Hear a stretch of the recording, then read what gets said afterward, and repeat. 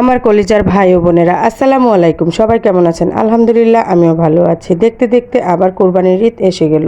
দুয়ারে করা নাড়ছে কোরবানির ঈদ। আর ধনী গরিব সবার ঘরে কিছু হলেও মাংস থাকবে। তাই তো আজকে আপনাদের সাথে শেয়ার করব আমাদের জামালপুরের ঐতিহ্যবাহী পিঠালি রান্না। আর এটি রান্না করার জন্য শুরুতেই আমি কয়েক কেজি মাংস নিয়ে নিয়েছি। এখানে 4 থেকে 5 কেজির মতো মাংস আছে। আর এখানে আমি শুরুতেই বড় এলাচ, ছোটো এলাচ, দারচিনি, তারপর হলো জিরা বাটা, লবণ, মানে মাংসের যত রকমের মশলা আছে সব দিয়ে দিলাম হলুদের গুঁড়ো, মরিচের গুঁড়ো, ধনিয়া গুঁড়ো, এগুলো দিয়ে ভালো করে হাতে মেখে নিব। আর দেখতে পাচ্ছেন আমার মাংসের ভিতরে পানিটা একটু একটু লাল। এটা ছিল আমাদের বাড়িতে পাটায় বাটা দারচিনি বাটার পর যে ধুয়ে পানি নিয়েছিলাম সেটুকু দিয়ে দিয়েছি। আর দিয়ে দিলাম এখন সরিষার তেল আর আস্ত দারুচিনি, ছোটো এলাচগুলো, এগুলো দিয়ে ভালো করে যত মাখবো ততই এই পিঠালির রান্নাটা বেশি মজার হবে।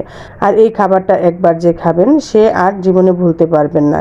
আর এই খাবারটা এতটাই লোভনীয় এবং জনপ্রিয় খাবার, এটা আমাদের জামালপুরের ধনী থেকে গরিব, ছোট থেকে বড় সবাই পছন্দ করে। আর এটি যে কোনো একটি উৎসবের মধ্যেও খাওয়া হয়। আর ঈদের মধ্যে তো কথাই নেই।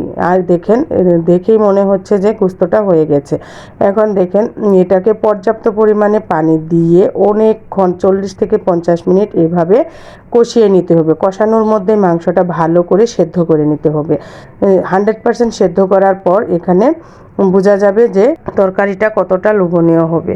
আর দেখুন, মাংস সিদ্ধ হয়ে যাওয়ার পর আপনার পরিমাণ মতো পানি দিয়ে দিব। আর এখানে আমরা সবাই মিলে প্রায় 20-25 জন মানুষ খেয়েছিলাম, তাই তো অনেক বড় একটি হাঁড়িতে রান্না করেছিলাম। আর এত বড় পাতিল হওয়াতে বোঝা যাচ্ছে না, কিন্তু অনুপাতে অনেক বেশি ছিল আমাদের এই রান্নাটা। আর ঈদের দিন যেহেতু সবাই আসবে, তাই তো আমরা বেশি করে রান্না করেছিলাম। এখন দিয়ে দিলাম পিঠালির মেইন উপকরণ, চাউলের গুঁড়ো। আর এই চাউলের গুঁড়ো দিয়ে ভালো করে নাড়তে হবে। আর এটি একটি দক্ষ মানুষ ছাড়া কেউ করতে পারবে না। অদক্ষ মানুষ হলে এটি গুটি বেঁধে যাবে। আর তারপর এটি ভালো করে নেড়ে চেড়ে চাউলের গুঁড়াটা সিদ্ধ হওয়ার পর আঠালো টাইপের হয়ে গেলে তখন দিয়ে দিব তেলানি। আর এই তেলানিটাই হলো এই পিঠালি কিংবা মিল্লি মেন্দার প্রধান উপকরণ।